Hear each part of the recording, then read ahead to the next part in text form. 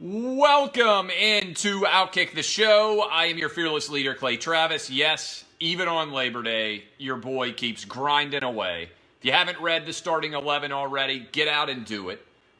We are live every single day, it feels like, of the entire calendar year. We did the radio show this morning, 3 hours. If you haven't downloaded it, you can go listen to it there. Starting 11 is up on the site, breaking down everything that happened in the opening weekend of college football. We will have Lock It In at 4:30 Eastern, 3:30 Central, 2:30 Mountain, 1:30 Pacific for a lot of you out there who may not be working today and want to dive into the world of the NFL and college football gambling early. We're going to be hitting it for you on Monday and getting ready for Louisville, Notre Dame tonight. But we have got a lot of things to get to. We begin, as I'm a humble man who frequently tries to shrink from attention, doesn't embrace it in any way, don't try to draw attention to myself, but I was on gambling fire in week one. Boom, I'm king of Lock It In, double blood bank guarantees, tap the vein, boys and girls. Big time wins. I hope you played all of the picks that I gave out. You got at least a 65% winning percentage, and some of you got a better number than I did on the Oklahoma game last night, and that late touchdown put you on the over. So we have got a lot to get to. A huge number of stories out there. I did an immediate live reaction to Tennessee's collapse. Let me show you and tell you where we are headed here. I'm going to talk about why Auburn, Oregon was so impactful and break down that game. I'm going to talk about Tennessee's loss to Georgia State. All of you can revel in that. We're going to give you the SEC power rankings and also give you my panic ratings. Which fan bases should be the most panicked in order at the end of week one. Jalen Hurts analyzing his performance in his debut for Oklahoma. Justin Fields doing the same in his debut for Ohio State. I'm going to tell you about the ongoing Ezekiel Elliott holdout with the Dallas Cowboys. I'm going to talk to you about Dave Chappelle's special, which was phenomenal, and why I think it can be important in the overall cancel culture debate. And finally, I'll give you my picks on Notre Dame at Louisville, which is taking place tonight. But let me take a sip of my drink here for just a moment, and then we got a lot to get to. Okay. Why was the outcome of Auburn and Oregon so impactful on a national scale, and what is it likely to mean going forward? Let's dive in here for a minute. First of all, I know there's been a lot of attention about how Mario Cristobal played the end of the Oregon game down the stretch, the fact that they didn't milk the clock correctly and left a little bit of time for Auburn. I think that sometimes, you guys, if you listen to this show regularly or watch it regularly, you know I focus a lot on the process by which you get to an outcome. Because sometimes you can make the right decisions and the outcome is not as you would hope it had been. So I think that while a lot of the attention has gone on Mario Cristobal, I think that Gus Malzahn's play calling did not make any sense in the final 16 seconds of this game. Let me take you into context. You have, if you are Auburn, a first down with 16 seconds stopped clock, down by 1 point. You have 16 seconds remaining. If you go out and you kick the field goal and run the clock down to virtually zero, there is nothing remaining on the clock, right? You either win or you lose based on what happens on that field goal. You have Anders Carlson, who has made around 80% of all field goals inside of 50 yards in his career, meaning that if you line up and you attempt that field goal, you have about an 80% chance, probably, of winning the game at that point in time. Instead, with no timeouts left, Gus Malzahn dropped back his true freshman quarterback, who came within a hair, mind you, of getting sacked and having the game end. Did you guys see? If you go back and watch that play, if Bo Nixon gets tackled there, then the game is completely over because Auburn wouldn't have had time to clock the ball at all, and they never get a field goal opportunity to win. So that is a really questionable decision in and of itself. Then on the pass itself, it wasn't a well-thrown ball. To his credit, Bo Nix acknowledged and recognized where the receiver matchup was, but when he threw the ball, it wasn't a well-thrown ball. It was thrown great play on the ball by the receiver, but it was a bad decision. And so even though Auburn ended up winning the game in the fashion in which they did, I think Gus Malzahn made the wrong decisions down the stretch. Why does that matter? If you consistently make the wrong decisions in crucible moments of games, you end up where you are with Gus Malzahn on the chopping block potentially for Auburn because he coached in a reckless fashion there. Okay? So that is the breakdown in general of the final series there for Auburn. Auburn got the win. They pulled out, as I said, Oregon still beating heart. Why was Auburn's win so significant? Because right now, it really puts the Pac-12 in an even darker place than they usually find themselves. Because think about this for a minute. While there's a lot of focus on the SEC bad teams or mediocre teams who didn't play very well in week one, think about this for a minute. Auburn is right now, according to the preseason polls, the 6th best team in the SEC.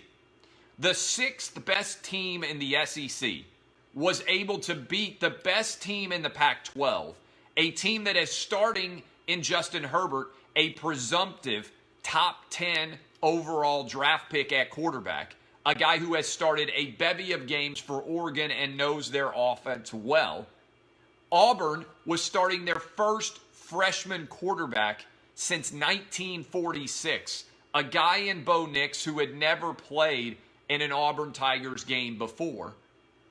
And yet, even on a neutral site with a freshman quarterback as the 6th best team in the SEC, Auburn still beat the best team in the Pac-12. Why does this matter potentially on a national level going forward? Let's say that Oregon goes out and wins their next 12. Let's say they finish 12-1 and win the Pac-12. They're not getting in over another SEC champ because, first of all, Auburn, even if the best thing that can happen for Oregon now is Auburn wins out, right? If Auburn went 13-0, Oregon could say, hey, we lost a neutral site game on the last play of the game to a really good SEC team in Auburn. I don't think that's likely. I think Auburn is an 8-4 caliber team in the SEC. Assuming that Auburn is an 8-4 caliber team in the SEC, they would lose to Georgia and they would lose to Alabama, probably. Probably LSU, maybe Texas A&M. We'll see exactly what ends up happening in the rest of their season. Auburn's got a brutally difficult schedule. But regardless of how this all shakes out for Auburn, I want you to think about this for a minute. If Georgia, who had an incredibly impressive win over Vanderbilt, just a drubbing, if Georgia and Alabama meet in the SEC championship game, and if one of those teams is 12-0 and the other one is 12-0, they're both going to get in the college football playoff, period.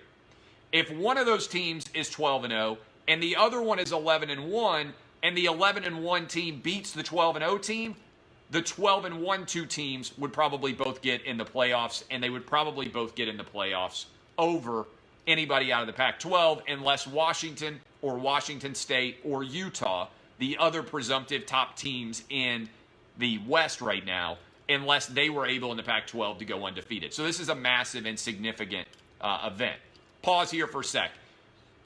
Let me talk about, well, I'll get to USC in a moment as part of my misery index. All right, everybody out there wants to hear what I have to say about Tennessee. A lot of people, hundreds of thousands of people watch the videos of me reacting. If you haven't seen that, my buddy Nate Bargatze, who's a big Vanderbilt fan, was there at the time that Tennessee lost, hanging out with me. He's got an awesome Netflix comedy special that I'd encourage you guys to check out. He's my age, also a Nashville guy, big SEC fan, happens to be a Vanderbilt fan. But good dude, I'd encourage you to go check out his Netflix comedy special. Really funny guy. So this in and of itself is not that big of a surprise to me. Now let me explain why. I know people out there want me to just be like rending my garments and like falling down in the fetal position, curled up, really upset. I'm not. Like, if you had to ask me what do I think about Tennessee losing to Georgia State, Tennessee losing to Purdue in the Sweet 16 in overtime, the way they lost to Purdue, hurt to me infinitely worse than what happened against Georgia State. Tennessee losing back in 2001 to LSU in the SEC championship game when they would have gone on to play Miami for the national title hurt infinitely worse. A lot of those Georgia losses back in the 90s, Florida losses back in the 90s hurt it with Peyton Manning, hurt me infinitely worse than what happened against Georgia State. Why is that? Because to me, when you have a team that is capable of competing for a championship and you lose, that hurts a lot more than when you have a team that is mediocre and they lose, even if it's to another team that's maybe not very good. Tennessee's ceiling this year, entering the year, was 8-4, I said. I thought their floor was probably 5-7. So does it really make that much of a difference at the end of the year if Tennessee goes 6-6 or 5-7 or 6-6 or 7-5? It really doesn't to me. It's still a mediocre team. And I want to see what happens over the entire course of the season. So I'm not as distraught maybe as a lot of other people are. I didn't think Tennessee was very good, and they didn't play very well. And they're not very good. They're not very good on the offensive and defensive lines in particular. So what happens against BYU? If Tennessee can come back and beat BYU, and then they should be able to beat Tennessee Chattanooga, they'll be 2-1. BYU becomes a really big game. You don't want to start off 0-2 at home. But Tennessee's not very good. And all the Georgia State game did was confirm that Tennessee is, in fact, not very good. All right? And on top of that, if anything, the SEC East looks a lot more winnable in many of those games than they did before. Kentucky, I don't think, is very good. Vanderbilt, I don't think, is very good. South Carolina, I don't think, is very good. And I also think Missouri played really poorly against Wyoming, making me think maybe they're not very good. So if I'm Georgia, I'm sitting around saying, I don't think Florida's that good either. Georgia may have a cakewalk in the SEC East because I think they are head and shoulders better than everybody else. So I'm not really that upset about this. I understand people want me to be so furious and so upset and throwing things and everything else. Tennessee's not very good. And they lost to a team that's probably not very good. And at the end of the year, one loss is not going to substantially impact things. One loss makes a difference when you're 10-2 or 11-1 and trying to win a championship. When you are 5-7, 6-6, 7-5, something along those lines, it really doesn't make that much of an impact. So I think Tennessee's got a gut check game now against BYU. It was going to be a tough game against BYU no matter what. Now I would say for Jeremy Pruitt, it may well be a needs-to-win caliber situation for him to be in very good shape at all going into the tough part of the SEC football schedule. So we'll see how Tennessee responds. If they play poorly in week 2, then I will say, we got some major issues going on here. But Tennessee wasn't good. That's the reason Jeremy Pruitt got hired, because Butch Jones had driven down the overall talent level to the point where no Tennessee players are even getting drafted. So it's going to take 2 or 3 years to build back up the talent level to a position where Tennessee is able to compete consistently with other teams. Now, in year 1, Jeremy Pruitt was able to beat Auburn, and he was able to beat Kentucky, both of which were top 25 teams at the time. So I feel like he'll go 3-5 or 4-4 in the SEC this year. I feel like there's still a pretty good chance of that. So we will see exactly what happens. I appreciate the people who liked my Alamo rant, but I'm not going to lose my mind over a loss to Georgia State. I'm just not. It's not that big of a deal. If you told me right now you can go back in time and you can change the outcome of any Tennessee game in the last year, I would 1,000,000,000% rather change the outcome of the Sweet 16 basketball game against Purdue and have Tennessee advance to the Elite Eight with a chance to go to the Final Four against Virginia than I would change the outcome of the Georgia State game. That's because, again, I care about winning championships. If you're not good enough to win a championship, I'm not one of these guys who gets really excited about moral victories. Oh my God, we went 8-4 and we get to go to the Music City Bowl this year. It's awesome. No, I don't root for a team to go 8-4 and go to the freaking Music City Bowl. I'm not excited about getting to go to the Liberty Bowl. I understand some people out there have low expectations in life, and so when relatively insignificant accomplishments happen, you lose your mind excited over them. I have high expectations. So when you're competing for championships, I care, and I care a great deal. But if you're not competing for championships, then why would I care about how mediocre you are? Again, that's my own view of life. I don't choose to pursue and celebrate mediocrity. So why would I be worked up about a mediocre team that's mediocre? I hope that the trajectory is upwards, but we'll see at the end of the year what the trajectory is. All right, a couple of other things. The SEC power rankings. SEC power rankings, a lot of teams didn't look very good in the SEC, and I'll give you my misery rankings here in a sec. But here are my SEC power rankings for you guys to fight over. This is up in the starting 11, by the way, if you actually want to read it.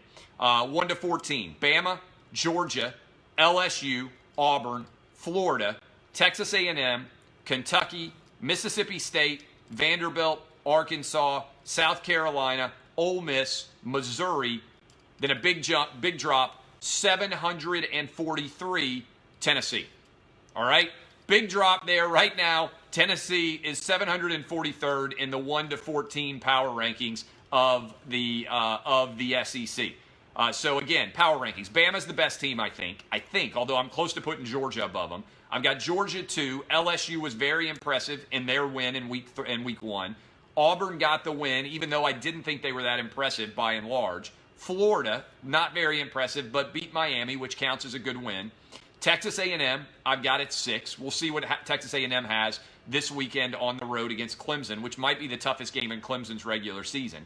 Kentucky, Mississippi State, Vanderbilt at 9, Arkansas at 10. They did not look very good in their win over Portland State. I don't even know where Portland State is, what state it's in. South Carolina 11, bad loss for South Carolina. Ole Miss at 12, Missouri at 13. I thought that was a bad loss for Missouri as well. And then I've got Tennessee at 743 in the SEC power rankings 1 to 14. All right, what about the misery rankings? What about the panic list? I like to do the panic list, particularly after week 1. Who should be the most panicked in all of college football based on the results that we saw in week 1? The most panicked team, I will acknowledge, in all of college football after week 1 should be Tennessee. The second most panicked team in the entirety of college football, I believe, right now after week 2 should be Florida State. Florida State lost to Boise State in year 2 of Willie Taggart after they said, hey, we fixed everything. We got a new offensive coordinator in Kendall Briles. We're going to be fine going forward. We moved the game from Jacksonville all the way to home in Tallahassee, and they still lost, gave up a big lead to Boise State. If you could go back in time to the 1998 season when Tennessee and Florida State were playing for the national championship, 21 years later, you would say, you know what? Both teams are going to stink in 2019. Nobody would have really believed you, but I'm nervous in a big way if I'm Florida State. I'm panicked in a big way if I'm Tennessee on the fan panic meter. All right? Number 3 on this list, Southern Cal. I know they won. They beat Fresno State, and usually the panic list doesn't include a team that won in week 1, but I feel like they won the battle and lost the war because JT Daniels is now out for the rest of the season. They're going to have to go to a lot younger, unproven quarterback, a 3-star guy who has impressed them so far. Maybe he's going to be good, but I feel like Urban Meyer watch is officially underway with Southern Cal. So the 3 storied programs, 3 very successful football programs in the history of college football. Number 1, Tennessee. Number 2, Florida State on the panic meter. Number 3, SC. How about number 4? You know what I got to say? UCLA. The city of Los Angeles, from a college football perspective, is in the midst of a full-on panic, all right? And the reason they're in the midst of a full-on panic is because USC's plummeting under Clay Helton. And right now, Chip Kelly is 3-10 in his first 13 at UCLA. And the Bruins don't seem like they are getting any better at all. In fact, they played the same team that they played close last year in Cincinnati, and they got run. Could have been a lot worse than it was in week 1 on the road at Cincinnati. So my top 4 most panicked fan bases after week 1, Tennessee, Florida State, USC, and UCLA. Who else should be on this list? 5th spot, Ole Miss. You got your ass handed to you by Memphis, and you guys did not look good. You guys did not look good at all in that game. It was ugly. You give up 15 points and lose, you got some problems ahead of you on the offensive side of the ball. Then I've got Purdue, 56-yard field goal banged through by Nevada. You were a double-digit favorite in that game, and you lost. By the way, the lesson here, pretty clear. Since we saw Carly Lloyd make a 55-yard field goal running up in an NFL practice, I think every NFL team should be signing this freshman kid who kicked the 56-yarder. And by the way, if we want to embed this as a separate story, how about the fact that in the post-game celebration in the locker room, they gave this kid a scholarship. It's phenomenal. If you haven't seen that video, you can go find it at Clay Travis, or maybe we'll make this a special part of this show and cut it off, and you'll be able to see that video embedded here. So Ole Miss, South Carolina, and Missouri. Those are, I believe, all of my teams on the panic list right now. I'm not as worried about Missouri, even though they were a 17 or 18-point favorite, because I think they just kind of ran into a buzzsaw. I still don't know how they gave up 300 yards, but I think they'll bounce back in a big way this week. Kelly Bryant went for over 400 yards. Offensively, I think they're going to be fine. They've got a lot of talent. They got to figure out what's going on with the defense. So that is my collection of panic teams. Tennessee, Florida State, USC, UCLA, Ole Miss, Purdue, South Carolina, and Missouri. That is my list of the panic list. Okay? So we're breaking that down. Let me tell you.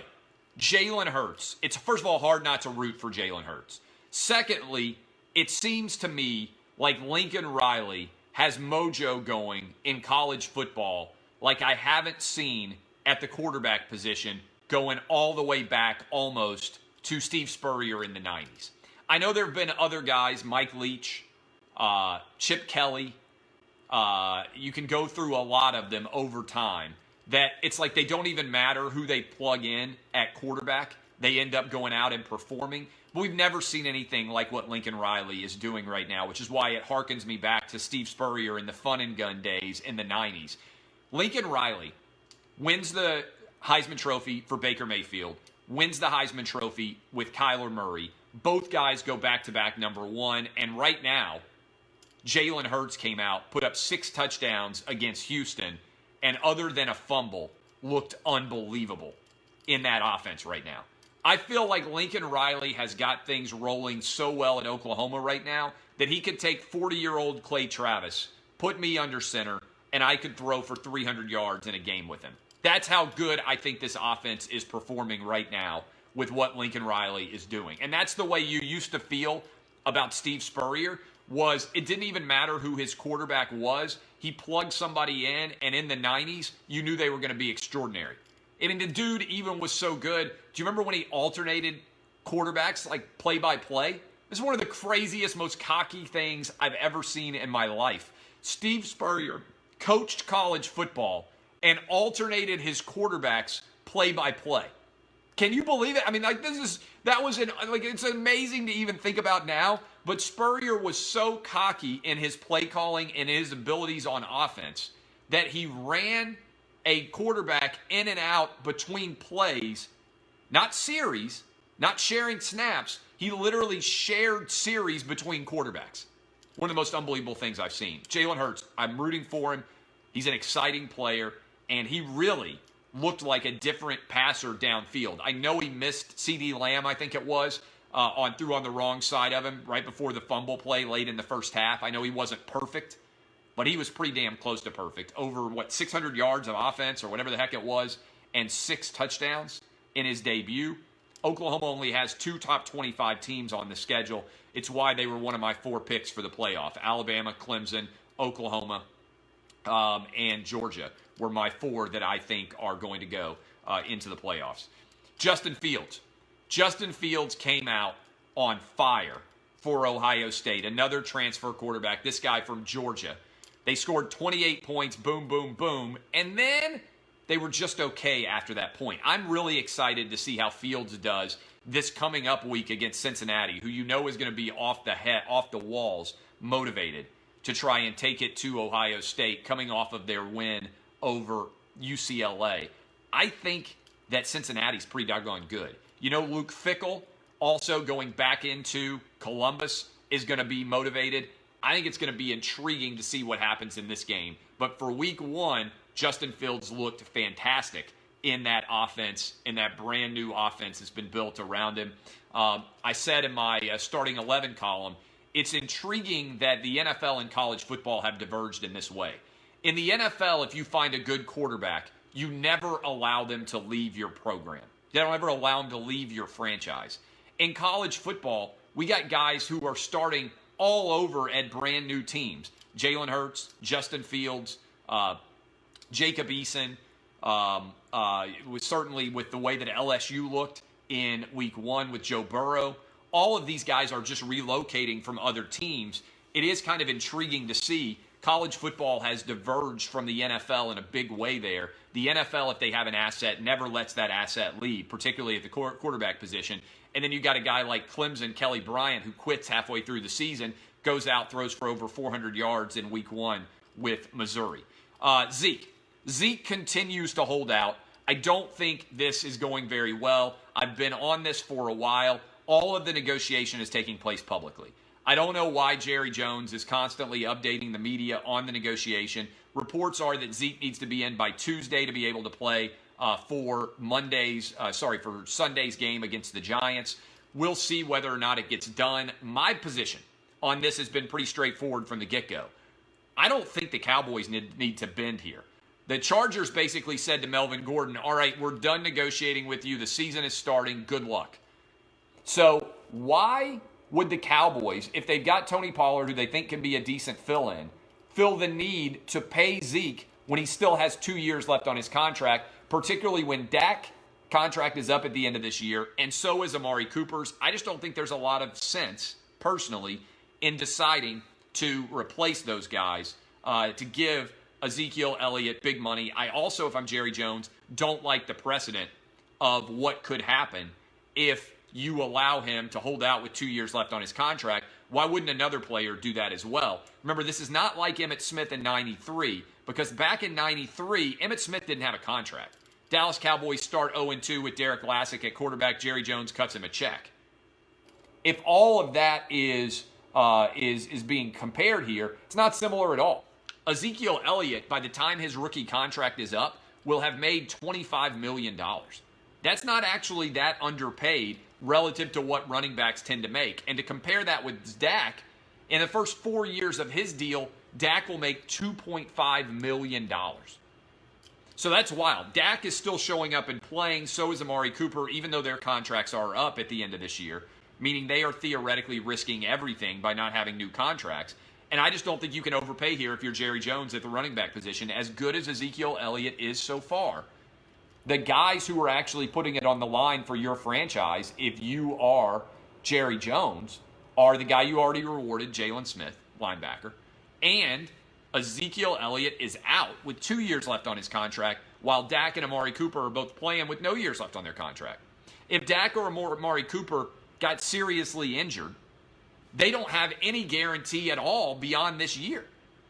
Those are the guys who should be sitting out, not Ezekiel Elliott. I want to reward the guys who are showing up to work, like Dak and like Amari Cooper, if I'm Jerry Jones, not the guy who stayed down in Cabo like Ezekiel Elliott has the entire time.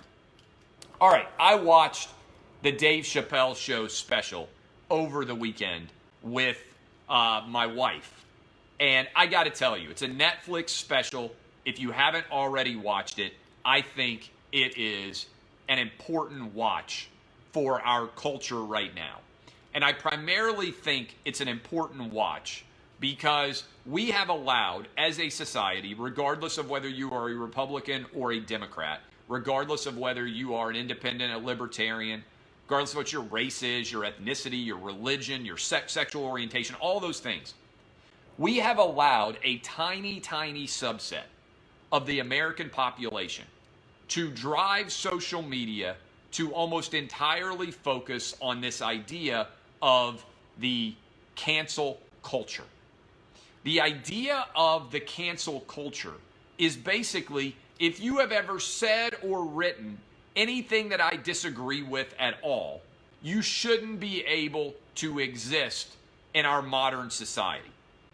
And the way that it is basically being described in a good way in the Dave Chappelle special is by pointing out the ridiculousness, and I did this on this show as well and on my radio show, of a guy like Kevin Hart who wants to host the Oscars. And when he gets announced as the host of the Oscars, they go back through every tweet he's ever sent, and they decide that some of those tweets are homophobic, and as a result, he should not be able to host the Oscars. Well, first of all, he's a comedian, okay? Every joke that a comedian makes is not born perfect. Moreover, every joke that is ever made is not designed to please every single human being on the planet. And as a result, I would encourage all of you to fundamentally reject the cancel culture, but use the viewership of comedians as the prism through which you look at the larger cancel culture universe. I think that in general, I'm going to have to block somebody here. I think that in general, comedians should exist, okay, to say things that at times are unacceptable or inappropriate for others. And that is because through their creative use of humor, they are able to explore things in a way that's important for our society. Okay?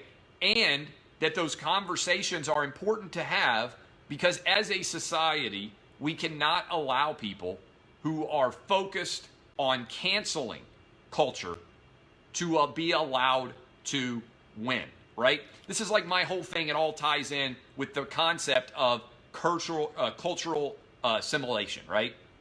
Like, oh, you've assimilated what that culture did. That's the entire purpose of society. We should all assimilate and take, culturally appropriate things that other people create that are good. That's how democracy came to exist. That's how coffee came to exist. That's how the internet came to exist. The idea that you should only have access to use the things that people who look like you created is patently absurd and the entire opposite idea of the melting pot. In the melting pot of American society, what we say is we take what the world creates that is good and hopefully we make it better through the proliferation of capitalism and being able to share it with as many people as we possibly can. Cultural assimilation is a good thing. Cultural appropriation is a good thing. It should be the goal of every culture to take what is good and spread it more widely. In fact, think about this in the world of football. What do coaches do when they study film? They appropriate plays that work and use them themselves. They steal from other coaches who have created something new and oftentimes create a new wrinkle and spiral it forward. That's why the sport of football and basketball and any other tactical sport, baseball, is so fascinating. So really what we're in a battle over right now, I think, is whether or not the cancel culture is going to triumph in our society.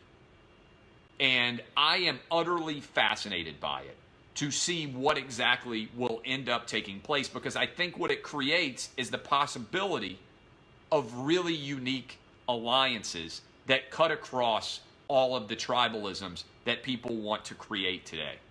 We are living in an identity politics emblazoned universe where everybody wants to define you based on how you look, where you grew up, where you went to school, what your race is, what your gender is, what your sex is, all of these different differentiators. And I think ultimately what we need to have is people reaching across party lines, across all these divisions, and saying, you know what? I might not love this, but the idea that other people shouldn't be able to consume it is one of the most arrogant things that's ever been allowed to triumph in recent American society. Think about what these people are doing. When you are trying to cancel something, what you are doing is actually the most arrogant thing that you can possibly do, because what you are saying is, I don't like this, and therefore you should not be able to consume it. That's what the cancel culture is. Don't make any mistake about it. It is saying, I don't like this book. I don't like this movie. I don't like this tweet. I don't like this comedian. I don't like this sports talk show host. I don't like this team. I don't like this player. I don't like, therefore you should not be able to consume it. It's a big deal to me. It's a really big deal that we've allowed cancel culture to work at all. Again, if you don't like something, we have never had more entertainment options in our world than we have right now. We had never had more opportunities to go out and consume content. If you do not like something, do not consume it. But you should not have the right to try and tell other people what they should and should not consume. And the easy way to think about this is, I love this analogy. I wrote it in my book, Republicans Buy Sneakers Too. I said, you know what? Think about what happens on social media and translate it to the real world. I said, think about this. You don't like Dave Chappelle, whatever, or any other comedian that's out there. If you're going on social media and you try to cancel them, Kevin Hart, let's say, for the Oscars, how would you respond if somebody protested outside of a comedy club? All right? How would you respond if somebody was outside of a comedy club and they were holding up a poster board they had made protesting the jokes that a comedian was telling inside of the comedy club? You would say what? My God, that person is a complete loser. You'd be like, I can't believe that they would show up outside of a comedy club with a poster board and they would stand there and protest jokes. And you would not honk your horn and support them. You would go out and you would just totally ignore them and be like, that person's a total loser. So why would you give them more credence if they create an anonymous account on Twitter and they go on Twitter and try to get a comedian canceled? That actually requires less work than making a poster board and showing up outside a comedy club. Because if you show up outside a comedy club, you're willing to stand in the heat, the cold, the rain, sleet, snow, whatever it is. You're also willing to go buy a poster board, spend the time to create the poster board, get in your car, drive all the way, or bus or public transport, Uber, whatever you want to do, all the way down to that comedy club and stand outside. And do you know how almost every single one of us would respond as we drove by that comedy club? We would laugh and think, my God, what a loser. That's what reasonable people need to start doing on social media with the cancel culture. These people are losers. They are embittered lunatics, obsessed with purity, who have become modern day, ridiculous, insane, cancel losers. We need to cancel the cancel culturers, and I think that Dave Chappelle's special could be a big part of that. All right, last thing. Notre Dame and Louisville. I think Notre Dame gets it done tonight. I like Notre Dame as a round right now. I believe it's an 18-point line, but I particularly like the under more. So if you have to decide how to bet, all right, if you have to decide how to bet, I think the play here is go on the under